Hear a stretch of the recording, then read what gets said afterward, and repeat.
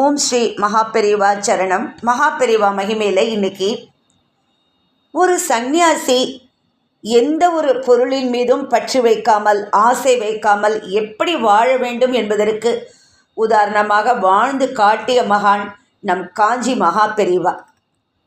இது தொடர்பான ஒரு சம்பவத்தை, ஒரு அருமையான அற்புதமான ஒரு நிகழ்ச்சி இன்னைக்கு நான் சொல்லலான் இருக்கேன். மகாபெரிவா தினம் பூஜையெல்லாம் முடிச்சுட்டு பக்தர்கள் எல்லோருக்கும் தீர்த்த பிரசாதம் எல்லாம் கொடுத்துட்டு பிக்ஷைக்கு போவர்.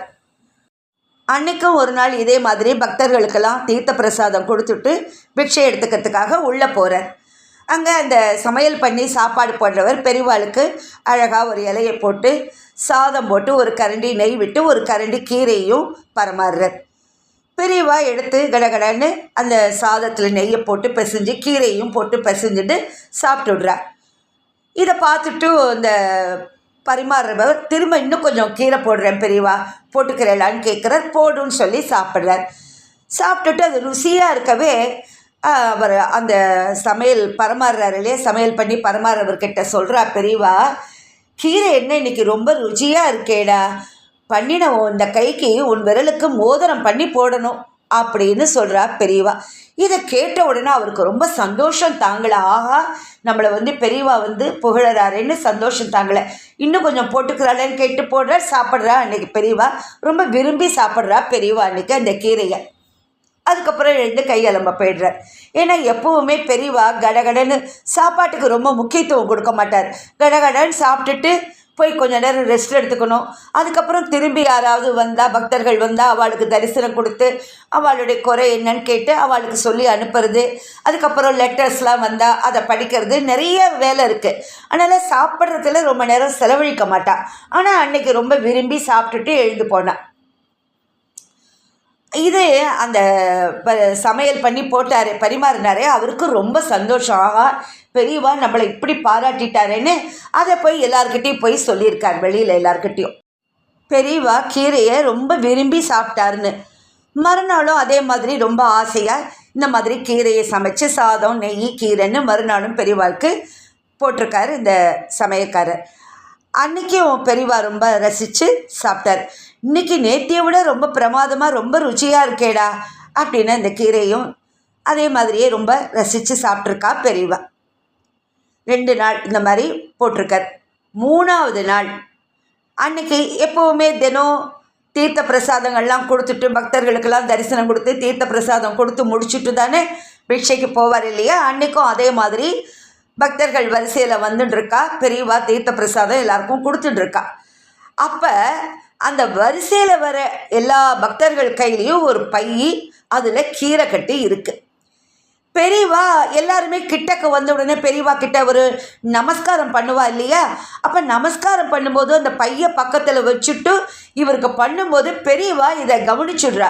இது என்ன எல்லாரும் ஒரு பையை கையில் வச்சுட்டுருக்கான்னு. அப்போ அந்த ஒரு அம்மா கிட்ட என்னது அது பையில் அப்படின்னு கேட்குறா. பெரியவா உங்களுக்கு கீரை பிடிச்சதுன்னு கேள்விப்பட்டோம், அதனால் குரு காணிக்கையாக இதை நாங்கள் கொண்டு வந்திருக்கோம், நீங்கள் ஏற்றுக்கணும் அப்படின்னு சொன்னோன்னே பெரியவா முகம் அப்படியே மாறி போயிடுறது. அந்த அம்மா இன்னொன்று வேற சொல்கிறா, சங்கராச்சாரியாருக்கு பிடித்த கீரை அப்படின்னு வேற சொல்லிடுறா. கீரைக்கு பேர் வச்சுடுறா அந்த அம்மா, சங்கராச்சாரியாருக்கு பிடிச்ச கீரைன்னு. அதாவது அந்த கீரைக்குன்னு உள்ள பேரை அந்த அம்மா விட்டுட்டா. அரைக்கீரை, முளைக்கீரை, சிறுகீரை, எத்தனையோ கீரை, எத்தனையோ பேர் இருக்குது கீரைக்கு. ஆனால் அந்த கீரைக்கே சங்கராச்சாரியருக்கு பிடிச்ச கீரைன்னு பேர் வச்சுட்டா அந்த அம்மா. இது இப்படி போச்சு. மறுநாள் 3ஆவது நாள் இதே மாதிரி கீரை சாதம் நெய்யின்னு கொண்டு இந்த சமையல் பண்ணுறவர் கொண்டு பெரியவாளுக்கு வைக்கிற. பெரியவா தொடவே இல்லை, சாப்பிடவே இல்லை. அன்னைக்கு மட்டும் இல்லை, அன்னையிலேருந்து 15 நாள் ஒரு தண்ணி கூட குடிக்கலை. 15 நாள் எந்த ஒரு ஆகாரம் தண்ணி கூட எடுத்துக்காம தனக்குத்தானே பட்னி போட்டுண்டா பெரியவா சாப்பிடாம.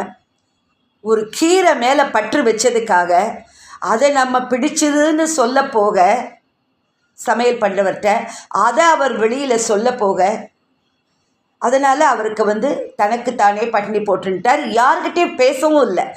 எல்லாரும் கேட்குறா அந்த சமையல் பண்ணி, ஏண்டா என்னடா நீ என்னடா தப்பு பண்ணின, நன்னா தானே சமைச்சு போட்ட, என்ன ஆச்சு, ஏன் பெரியவா சாப்பிடல? எல்லாருக்கும் வருத்தம் பெரியவா சாப்பிடலன்னா. அதுவும் 15 நாள் கிட்டத்தட்ட சாப்பிடல, தண்ணி கூட குடிக்கலன்னா எல்லாரும் வருத்தப்படுற. அப்போ அவர் சொல்கிறார், ஐயோ நான் எந்த தப்புமே பண்ணலையே, இன்னும் சொல்லப்போனால் என்னை ரொம்ப பாராட்டினாரே, நான் ரொம்ப நன்னா பண்ணியிருக்கேன் அப்படின்னு சொல்லிட்டு பாராட்டினாரே, நன்னா சாப்பிட்டாரே அப்படின்னு அவர் வருத்தப்படுறார். பேசலாலாவது என்ன ஏதுன்னு தெரியும். பெரியவா மௌனத்தில் இருக்கார் 15 நாள். 16வது நாள் அன்னைக்கு காத்தால போய் நேர அந்த மடத்துலேயே இது கோசாலை இருக்கும் இல்லையா, அங்கே போய் அந்த மாட்டு சாணத்தில் அதில் ஒரு உருண்டையை எடுத்து வாயில் போட்டுக்கிறார். போட்டுன்ட்டு போய் உள்ளே போய் ஒரு டம்ளர் தண்ணியையும் குடிச்சுக்கிறார். அதுக்கப்புறம் அந்த சமையல் பண்ணுறவரை, அந்த பரிசாரகரை கூப்பிட்டு பெரியவா சொல்கிறா, நான் ஏன் சாப்பிடல, எதனால் சாப்பிடலன்னு ஒரு கேள்வி உங்களுக்கெல்லாம் இருக்கு இல்லையா? நீ பண்ணி போட்ட கீரை இருக்கு இல்லையா, அந்த ருசிக்கு மயங்கிட்டேன். ஒரு சன்னியாசி எதுக்கும் ஆசைப்படக்கூடாது, எதுக்கும் மயங்கக்கூடாது. ஆனால் ஒரு அல்ப கீரை என்னை மயக்கிடுத்து. நான் மயங்கினது மட்டும் இல்லை, கூட சாப்பிட்டு உன்னை பாராட்டினேன். நீ அதை நான் ரொம்ப நன்னா சாப்பிட்டேன்னு வெளியில் போய் சந்தோஷமாக சொல்லியிருக்க. இதில் உண்மையில எந்த தப்பும் இல்லை, நீ குருவுக்கு சேவை செஞ்சுருக்க. இதனால் கீரைக்கு என்ன பெயர்? சங்கராச்சாரியாருக்கு பிடிச்ச கீரைன்னு ஆயிடுத்து. ஆதிசங்கரர் வழியில் நடப்பவர்கள்தான் சங்கராச்சாரியார்னு அந்த பேருக்கு பின்னாடி உள்ள அர்த்தம். இப்போ என்னன்னா அவர்கள் பேரால் ஒரு கீரையே வந்துடுத்து. நான் அவளுக்கு கெட்ட பேரை வாங்கி தந்துட்டேன். இந்த நாக்கின் ருசி உன்னை புகழச் செய்து இப்படியெல்லாம் பண்ணிடுத்து. அதனால்தான் இந்த நாக்குக்கு தண்டனை கொடுத்தேன். 15 நாள் பட்டினி இருந்தேன், சாணத்தை சாப்பிட்டு பரிகாரம் தேடினேன் அப்படிங்கிறா பெரியவா. கீரைங்கிறது ஒரு எளிய உணவு. இந்த ஒரு எளிய உணவை எடுத்துக்கொண்டதற்கே பெரியவா இந்த அளவுக்கு பரிகாரம் தேடிக்கிற அளவுக்கு செய்திருக்கார். இந்த எளிய உணவின் மீது கூட ஒரு சந்நியாசி பற்று வைக்கக்கூடாது. அப்படி பற்று வைத்தால் அவன் ஒரு முழுமையான சந்நியாசியாக இருக்க முடியாதுங்கிற உண்மையை இந்த உலகுக்கு உணர்த்தி இருக்கிறார். அப்படின்னா அவர் தன்னை எப்படி வச்சுருக்கார்? பெரியவா சொல்கிற செய்கிற எந்த ஒரு விஷயத்துலேருந்தும் நாம் நிறைய விஷயங்களை நாமளும் கற்றுக்கலாம். சந்நியாசிகள் மட்டும் இல்லை, நாம் வாழற நாம் சாதாரண மனிதர்கள் கூட எந்த ஒரு விஷயத்திலையும் அதீத பற்று வைக்கக்கூடாது. ஆசை இல்லாமல் இருக்க முடியாது. சாதாரணமாக வாழற மனிதர்களுக்கு ஆசை இல்லாமல் இருக்க முடியாது, சன்னியாசிகள் அளவுக்கு இருக்க முடியாது. இருந்தாலும் எதுலேயும் ரொம்ப பற்று இல்லாமல் இருந்தால் தான் வாழ்க்கை நிம்மதியாக இருக்கும். அவருடைய ஒவ்வொரு செயல்லையும் ஒவ்வொரு சொல்லிலையும் நாம் நிறையா புரிஞ்சுக்க முடியறது இல்லையா? ஹர ஹர சங்கர ஜெய ஜெய சங்கர, ஹர ஹர சங்கர ஜெய ஜெய சங்கர. ஓம் ஸ்ரீ மகாபெரிவா சரணம். நமஸ்காரம்.